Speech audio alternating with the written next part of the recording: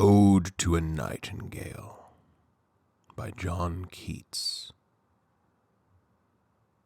My heart aches, and a drowsy numbness pains my sense, as though of hemlock I had drunk, or emptied some dull opiate to the drains. 1 minute passed, and leathwards had sunk.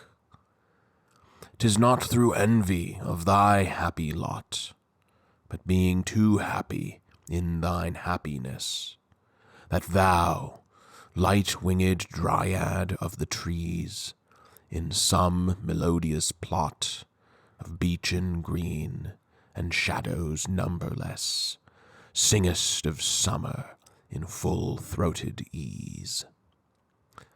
Oh, for a draught of vintage that hath been cooled a long age in the deep-delved earth, tasting of Flora and the country green, dance and Provençal song and sunburnt mirth. Oh, for a beaker full of the warm south, full of the true, the blushful Hippocrene, with beaded bubbles winking at the brim, and purple-stained mouth, that I might drink and leave the world unseen, and with thee fade away into the forest dim.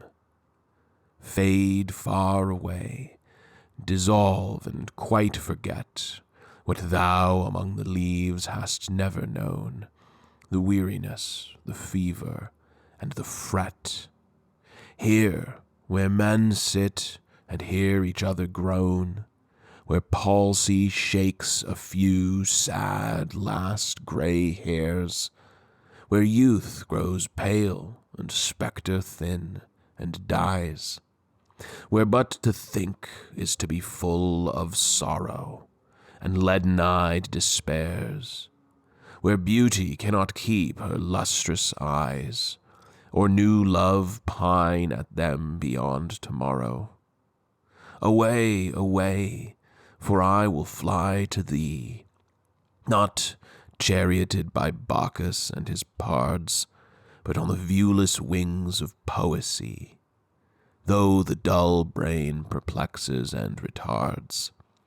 Already with thee, tender is the night, and haply the queen moon is on her throne, clustered around by all her starry fays.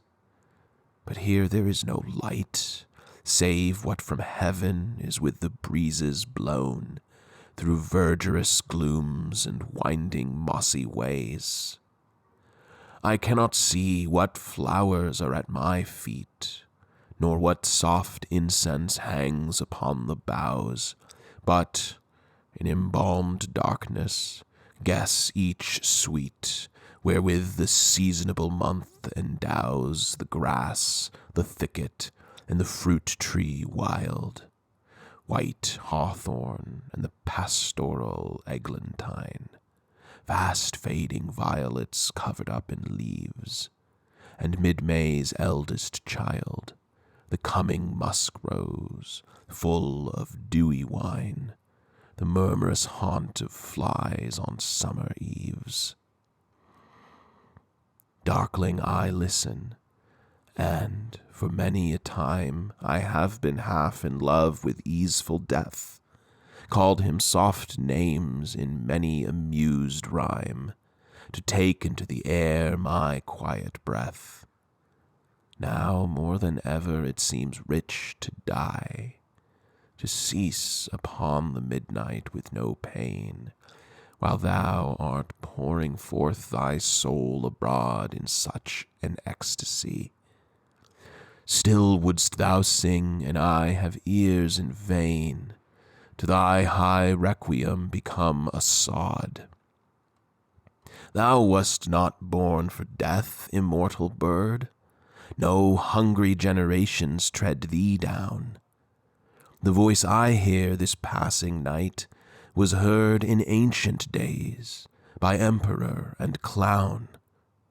Perhaps the self-same song that found a path through the sad heart of Ruth, when, sick for home, she stood in tears amid the alien corn, the same that oft times hath charmed magic casements, opening on the foam of perilous seas in fairy lands forlorn. Forlorn! The very word is like a bell to toll me back from thee to my soul's self. Adieu! The fancy cannot cheat so well as she is famed to do, deceiving elf. Adieu, adieu! Thy plaintive anthem fades past the near meadows, over the still stream, up the hillside, and now 'tis buried deep in the next valley glades.